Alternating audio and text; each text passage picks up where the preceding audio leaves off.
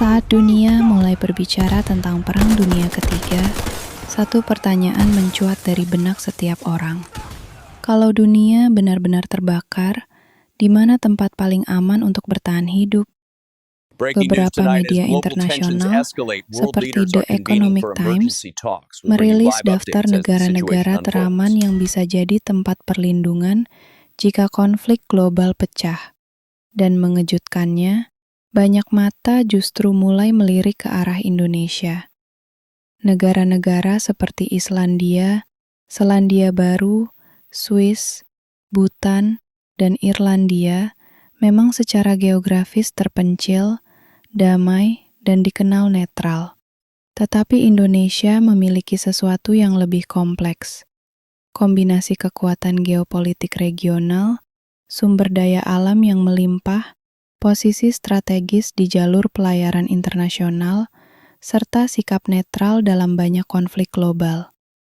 Indonesia bukan bagian dari aliansi militer besar seperti NATO, tidak punya pangkalan militer asing permanen, dan letaknya jauh dari zona panas konflik seperti Eropa Timur, Timur Tengah, dan Laut Cina Selatan yang lebih aktif secara militer.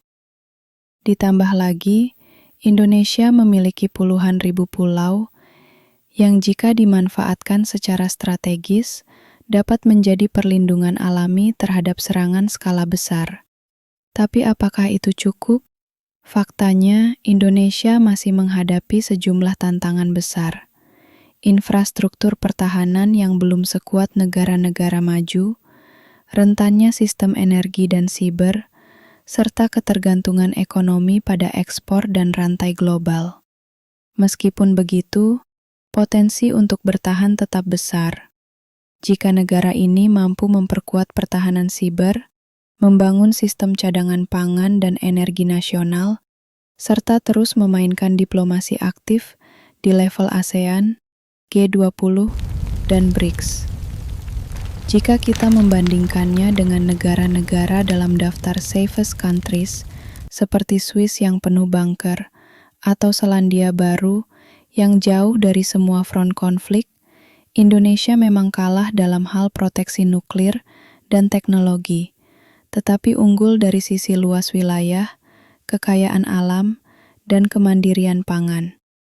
Menurut Global Peace Index dan berbagai indikator ketahanan sipil, Indonesia masuk dalam kategori menengah, bukan yang paling aman, tapi sangat mungkin jadi salah satu tempat bertahan paling kuat jika skenario wabah terjadi benar-benar terjadi. Apalagi, secara sosial, masyarakat Indonesia punya nilai gotong royong dan adaptasi tinggi terhadap krisis, yang tidak dimiliki oleh negara-negara barat individualistik. Dari segi ekonomi, memang ada ancaman inflasi, teknologi, pertahanan, pangan, maupun strategi energi. Sebab dalam skenario perang modern, yang diserang bukan hanya tentara, tapi juga data, logistik, listrik, dan psikologis warga. Disinilah peran kita sebagai generasi muda penting, bukan untuk panik, tapi untuk sadar, untuk memahami peta kekuasaan global, mengenali risiko, dan ikut mendesak hadirnya sistem pertahanan sipil yang lebih modern. Negara-negara seperti Islandia mungkin punya bunker dan damai, tapi Indonesia punya rakyat yang kuat, wilayah luas, dan kemampuan adaptasi yang luar biasa. Kalau semua potensi itu bisa dikunci dengan strategi cerdas dan kerjasama global, maka bukan tidak mungkin. Indonesia benar-benar menjadi tempat berlindung terbaik di tengah badai dunia.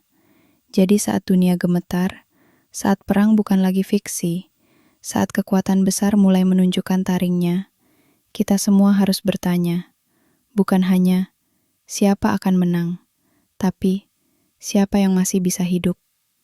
Dan bisa jadi, jawabannya ada di sini, di tanah yang kita pijak sekarang.